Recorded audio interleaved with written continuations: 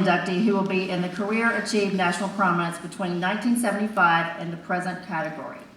Here to introduce her is a country singer known as a dynamic live performer who also starred in a weekly television variety series for 2 years.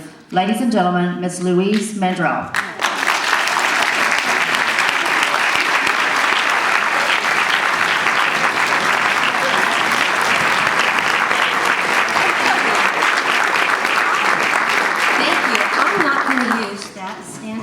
Because I can get closer to the mic and I really like to be heard. In my family, you have to really speak up when you get a chance.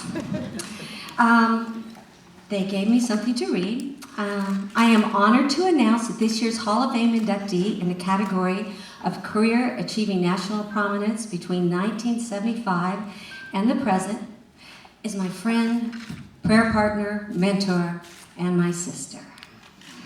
I cannot tell you how exciting it was when the phone rang and my sister said those 3 words that really touches any sister's heart. Don't tell anyone.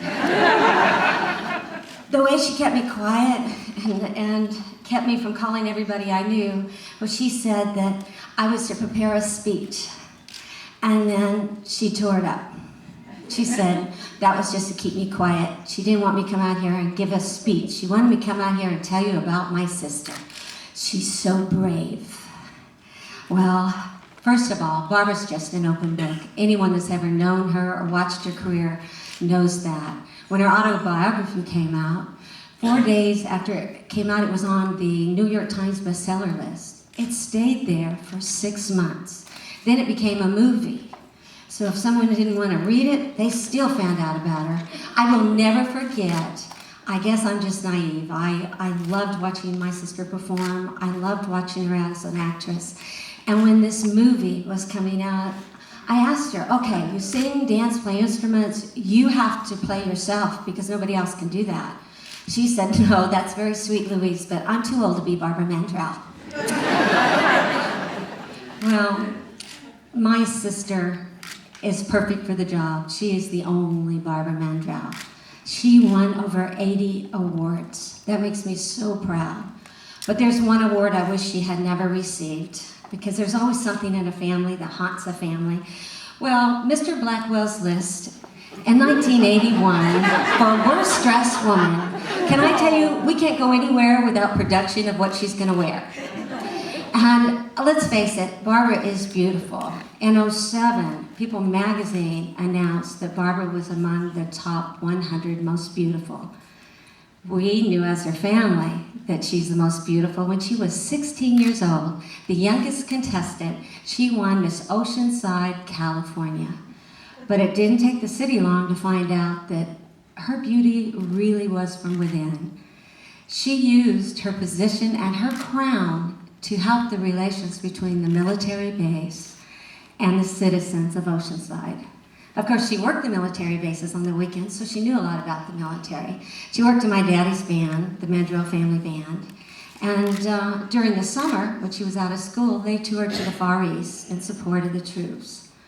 And in Vietnam, well, Barbara would work nights, but during the day, they would visit hospitals. And I'm sorry, this is really hard for me to tell, but I'm so proud of her. When they were visiting one of the hospitals, actually it was a tent, she leaned over a cot, talked to a young man that wasn't going to make it home. And she said, is there anything I can do for you? And he whispered, sing Danny Boy. Well, she did, and she did it without a tear and with a great deal of feeling. And then she left, and of course then she broke down. But she is so amazing. It doesn't matter if it's entertaining one or over 1 million in Washington, D.C., welcoming home the troops from Desert Storm. I'm so proud of her. She is such a strong entertainer, but of course as her family we knew she'd be a great entertainer. That was a given. At 11 years old, she walked out in Las Vegas. This is such a great story to tell in Nashville, Tennessee, because Barbara was known as a steel guitar player. So she walked out, she looked down at her steel guitar, named after the steel bar that you used to play it with. Well, it wasn't there.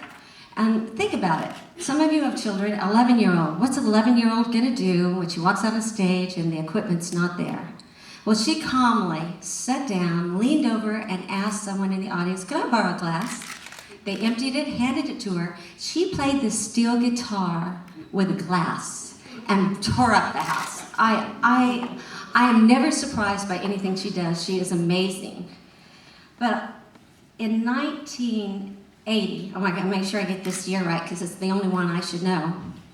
In 1980, Barbara surprised everybody when she took country music to NBC, the Barbara Mandrell and the Mandrell sisters. I can't believe she made me audition for that.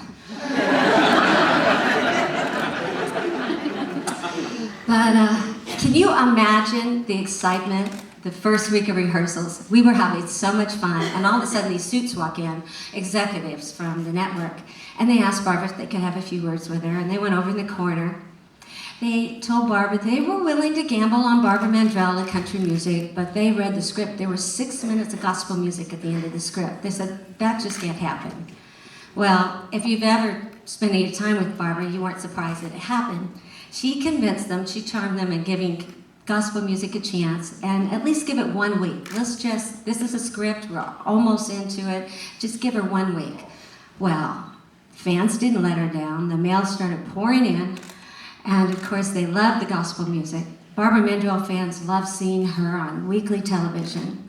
And she had an all-new following with people that were not typically country music fans, that were learning more about country music.